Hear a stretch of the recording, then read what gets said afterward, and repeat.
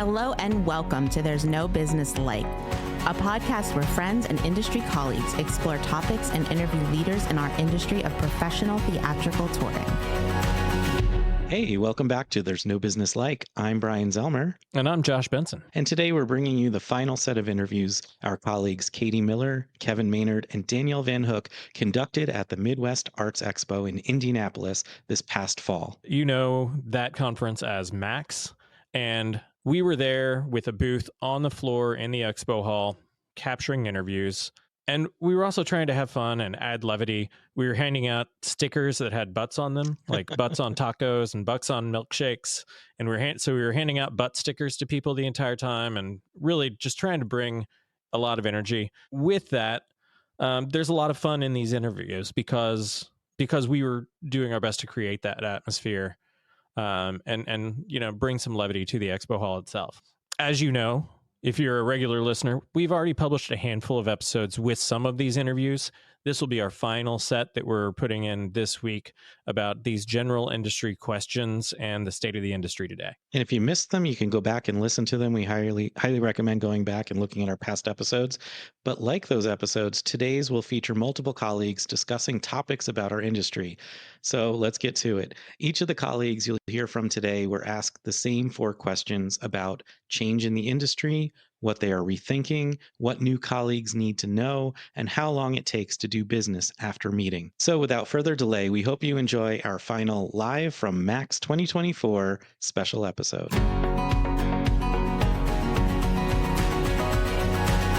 My name is Jelencovich, and I'm based out of New York City. Hi, I'm Kris Kaminski. I'm with ECE Touring in Richmond, Virginia. We are a booking agency representing a wide variety of artists, including comedy, theatricals, tributes, youth and family programming, educational outreach, and quite a number of other things. My name is Andy McGuire. I am the executive director of a venue called the George Daly Community Auditorium in Oskaloosa, Iowa. I'm Lisa Rock with Lisa Rock Entertainment. Originally started off with Close to You Music of the Carpenters, and in 2019, with all of my foresight, opened up my agency. Hi, I'm Marc Baylin. I'm artistic advisor at Penn Live Arts at the University of Pennsylvania and the Collins Center for the Arts at the University of Maine. Hi, I am Sara Beatty. I am the Director of Theater Operations at the Kauffman Center for the Performing Arts in Kansas City, Missouri. Hey, I'm Maggie McClure. I'm with the Imaginaries, an Americana husband and wife duo with my husband Shane Henry. We're from Oklahoma, and we do a lot of music for film and television and tour a lot. My name is Jeff Laramie. I'm the president of SRO Artists Incorporated in Madison, Wisconsin. Been running this company for 44 years, and I'm about ready to retire. And pretty exciting for me, this past year I merged my company with North Star Artists out of Minneapolis. So I have some new energized partners, and I have the ability to step back at this point. Christine Cox, and I'm with C-Squared Entertainment. My name is Carson. Brimm. I am the social media content manager at the Marion Cultural and Civic Center. I am also a second-year graduate student through Colorado State University. My name is Miles Brooks, and I work with a magician. What's his name? His name is Bill Blagg. And what do you do with Bill? I do everything that you don't see. That's my job. I do everything that you don't see. What is the best change you have seen in the industry in the last 4 years? Partially a result of the pandemic and a lot of folks sort of making decisions to move on, which has opened up new positions at a pace that we haven't seen before. And there have been great benefits, I think, to the industry to have sort of a younger generation now in more positions of responsibility. A lot of us, and I'm speaking on the artist manager and producer side, have been redefining what our jobs are and what is it that we can really offer to the artists, but also the ecosystem as a whole. I think that we're a little less in panic mode than we were prior to this for all of the obvious reasons.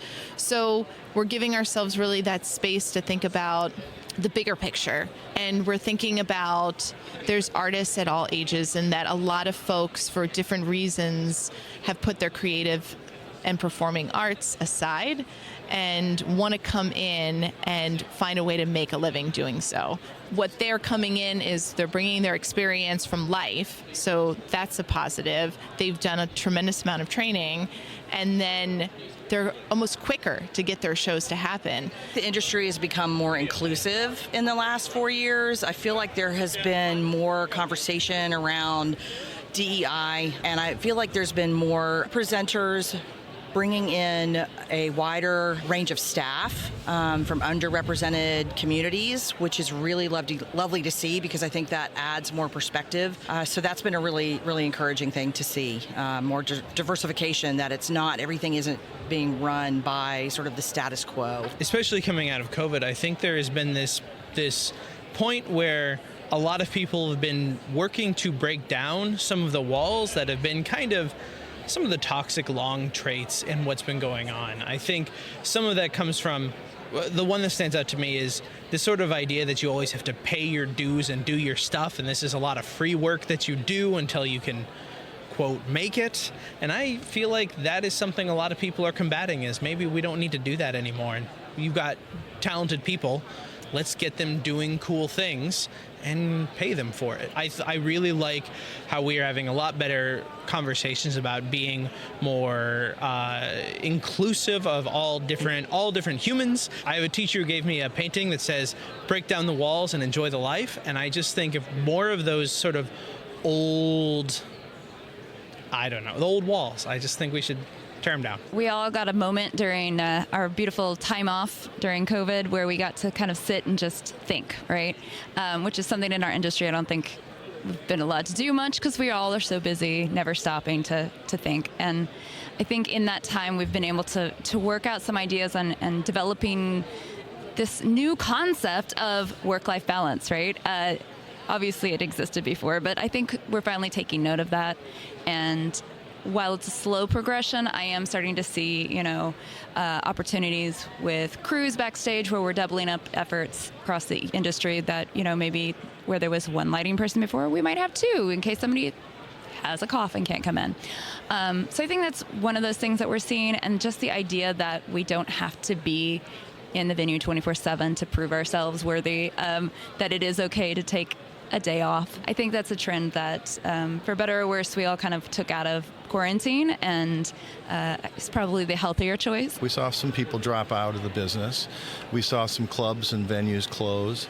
We saw companies go out of business. But those that stuck with it started collaborating, myself included.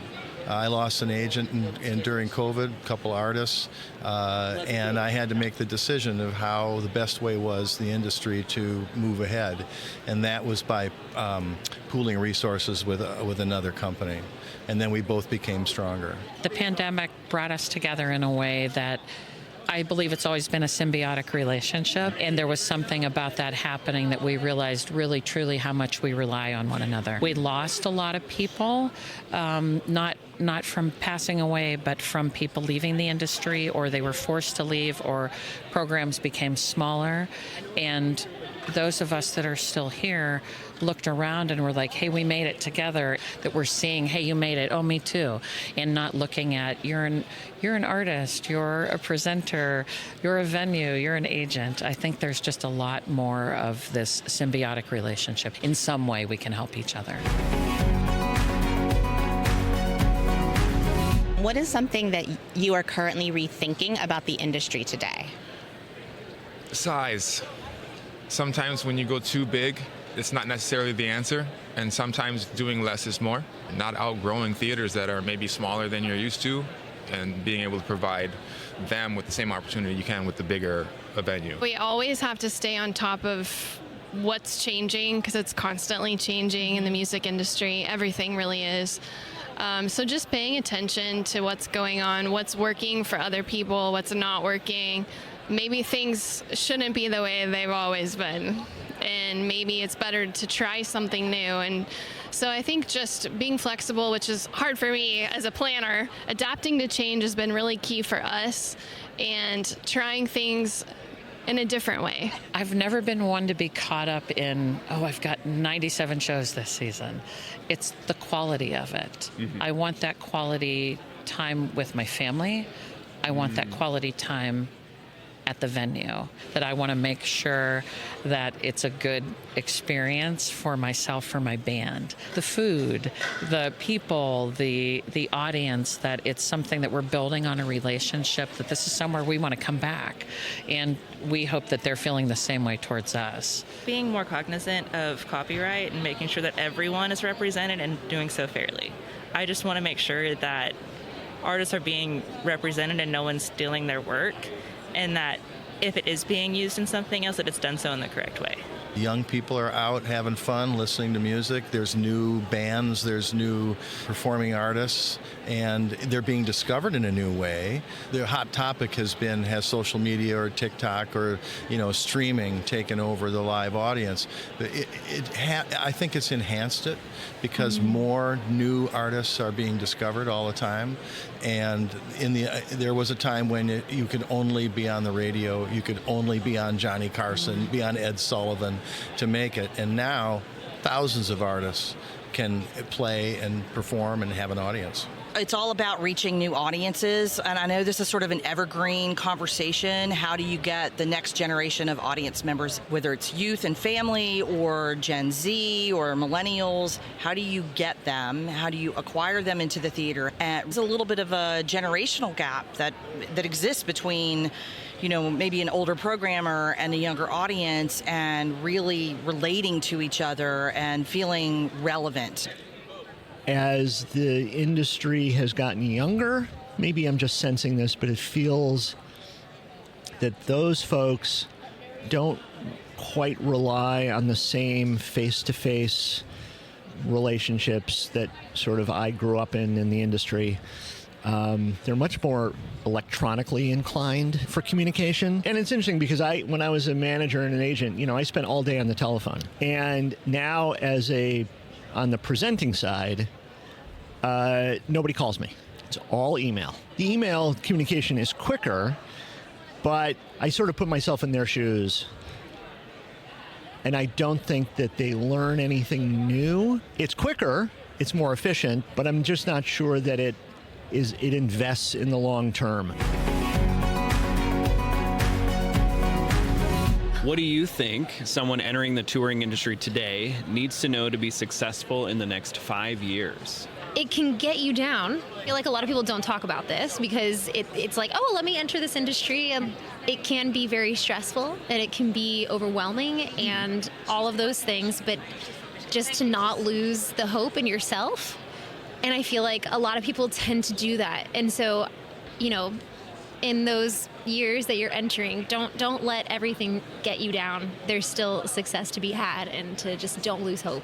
Not being scared to ask hard questions and not being afraid to say no when the time comes. There was a while there, at least early in my career, where, it was not okay to say no. It wasn't okay to push back. And I think that's one of those things. It's okay to ask questions. It's okay to be inquisitive and to really just, be comfortable saying no when it makes sense and when it's best for your venue.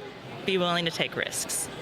It's all about stepping outside of your comfort zone and talking to people, making those really good connections and friendships that will last forever and be so beneficial in the long run.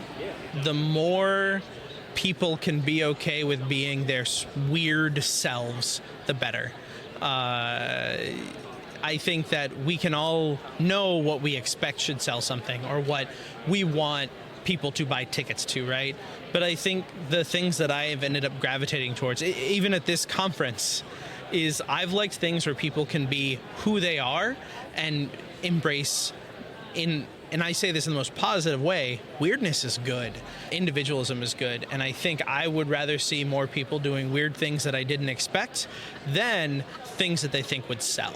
And I hope that keeps happening. Expectations are really important in anything we do, but I think for touring, it's really important so that when you're not at the end of the tour disappointed. And so just realizing, okay, this is how much we're going to make from this tour.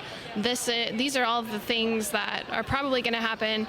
This is probably not going to happen from this, and just have like a clear vision of what it's going to look like. So then when it's done, there's no disappointment, but it's actually a win for completing what you just set out to do. Be honest. Be honest with the venue. Be honest with the artist. Be honest as for myself. Like, what do I really want? Having that focus. One of my friends always says, I'll call her out too because she's with Epic. Melissa Giattino, are you in it to win it? Having someone that, are you willing to commit to this? Are you willing to come to this and say, this is what I want to do. I'm prepared. Not just the tour ready concept, but your heart. Are you in this because you really want to do this? We slept outside of an airport for a few hours the other day waiting for a bandmate. That's really exciting, isn't it? And then we slept at this amazing hotel in this Airbnb. And you have to know there are all levels of this. Some days you're eating Subway. Some days you have an unbelievable restaurant you've eaten at that you've never had that type of food in your life. And my band can do both. So it's having that, I think, that attitude of, I want to do this, and whatever that means, I'm going to do that. But I really think the honesty, that relationship with yourself, with your artist, and with a venue, with other people about that. It's exhausting. It's exhausting, but yet I've been performing for over 40 years. I was very young when I started, and I love every second of it. I regret nothing. I appreciate so much everything that I've had the chance to do. Yeah. I've gotten to be in the places with my heroes, play on those stages with those heroes, and to get to do that, not visit it, but actually play on it. Wow. So having the right attitude, and also I have to say this because I think of this of all of us, of surrounding yourself with people that have that same attitude as well. That you find your people. We've all found our people at the conferences. Absolutely. There's different groups of us that hang together or that get to know each other, but they're here. There's someone, and hold on to those people for dear life. To have that support that way. I think in order to be successful in this industry, you need to pay attention to what I call as the wake. And the wake doesn't drive the boat. The wake is what's left behind. When you show up to a venue, are you being polite? Do you know everybody's names? Are you a diva? Are you a douche? Is it something like when you leave, nobody wants to deal with you, or they don't want you to come back because you had so many issues? I think the wake is super important. So when we leave a venue, I think it's important that we know everybody's names. They had a great experience with us. And then when we're not there and somebody asks, hey, what was it like to work with Bill Blagg? We loved those guys. Can't wait for those people to come back. I think that wake is one of the most important things as somebody new coming in, that you can leave with the people that you're trying to hire. How long do you think, or in your experience, does it take from meeting a new colleague to doing business with them? I think it can be immediate. I think a new colleague is looking for the same thing that an old colleague is. They're looking for shows that they can present that are successful. They come to a conference like this and they can learn from each other, and they can talk to their peers, and they can learn what other successes have had. And I think that they can dive right in, build a season, and be successful. Depends on your communication style and whether or not you instill that. I think people can instinctively tell if they're being sort of lied to, or not lied to, maybe that's too harsh of a word, but if they feel like they're not being told or they're not being worked with integrity or character. So in terms of a time length, I think it can be immediate. I mean, I've had meetings with people this conference that I will do business with who don't really know me at all, but I feel like we're going to do some business together. And then I think other people just may need more time and see how things go. And I think you can also, whether you're a new agent coming in and is this presenter trustworthy, or if it's a presenter wondering if a new agent is trustworthy, you can always ask around to see if anybody else has worked with them, to sort of get a vibe on, is this a good person to work with?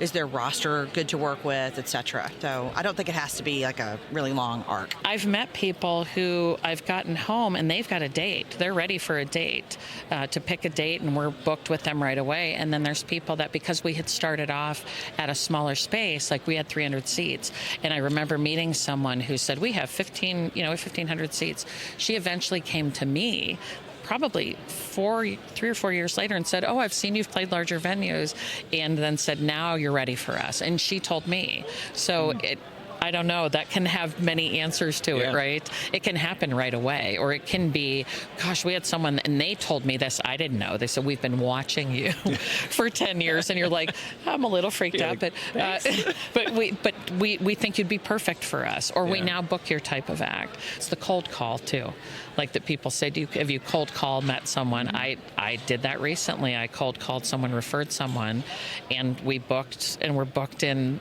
March with them. Wow. So there's all those answers. Yeah. At these conferences, I'm constantly meeting new people, even though I've been coming forever. But there's always new people to meet, and there's always new artists to learn about.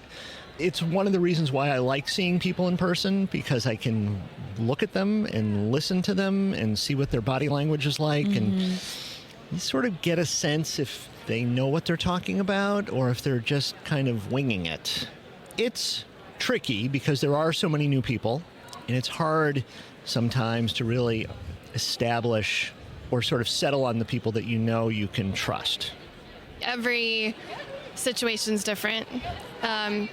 Just like every other aspect of what we do as original singer-songwriters, it's always a perfect recipe of meeting the right person at the right time and having the right material or the right show for what that person is looking for. So I think it can happen differently for everyone, and just depending on the two people meeting, if someone needs what you provide, it could happen instantaneously. It could also take years. It could also never happen. So it's just a matter of being open and being very proactive. It's not going to happen overnight. We joke because we just talk about us being an overnight success, and we're in year 23 or whatever that is, so still trying to figure it out. So I would say just be patient and diligent. Sometimes it will take 5-6 years before somebody will even look at you. And you have to be patient enough not to chase them out of the booth and force yourself on them. When they're ready to come to you, they will. I mean, it varies, I guess, right? I've had some things that happen within a couple months, which is like always, happy. I love that. And then sometimes it can take a little bit longer. I also am very much of the person that thinks every connection is great, no matter if you get something from it or not. I'm really into just people in general. I feel like in a way it's pretty instant. I think that you make that connection, but you're also doing so with business in mind. But as far as getting to projects, it's really hard to tell. I mean, for some things it's instant, but it can take longer times than other connections and circumstances. One thing that I think is important to that is taking the time to foster that connection and making it based on your connection, and then expanding to doing business and waiting until they have a project that's right for you. It varies. I think it depends on if it feels like we are in sort of the same universe, the same verisimilitude of what we're doing. That could be instant, right? It could be, yes, let's do it. But I know there are groups, or there are people that I'm excited to be working with and developing with that we've been trying to make the stars align for a few years. And even though that's not fast, that doesn't mean it's any less worth it. And so, like an Ent in Lord of the Rings, good things take time.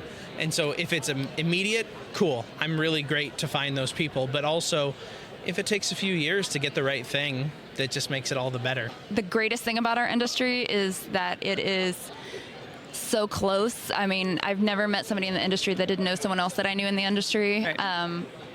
Even people from across the world, there is always a connection. The 6 degrees, if you will, is always there. And I think because of that, it allows us to have this opportunity to jump in to business a little quicker than a lot of other industries. And it gives us a little bit more freedom to do that too, because people will vouch for other people, or we know who to call if something goes horribly wrong, and how to find the fix quicker. Right. So yeah, I think, a minute or two, no, maybe a little bit more than that, but definitely a lot faster than you're going to find in any other industry.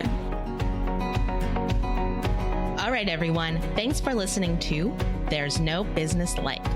Our producers and hosts are Brian Zelmer, Josh Benson, Kevin Maynard, Katie Miller, and me, Danielle Van Hook. Views expressed in this podcast are ours alone and are not reflective of the organizations we are a part of. Keep up with us at nobusinesslike.com. There you'll find links to all of our episodes and socials. If you like this podcast, give us a like, a follow, a review, or our favorite, a 5-star rating. Oh wait, what was that site? I got it, don't worry. It is nobusinesslike.com. Do I sound out bus-I-ness every time I type it? Yep, sure do. Stay in touch, my friends. They will. But I think I need to go back to the first question. Can I just do that? Yeah, for sure. Okay. What is the best change you have seen in the industry? Excuse me, it was the third question, so I lied to your face. I did. I mean, we can do this all day. I love that symbol. Yeah. Awesome. Thank you. Thank you. Where's my snare? I got no snare in my headphones. Excellent. Well, Lisa, thanks for sitting down with me today. Thank you, Appreciate Kevin. it. Thanks for doing this and being here at Max, and we're thrilled to do this. And Chewbacca says hello. Yeah.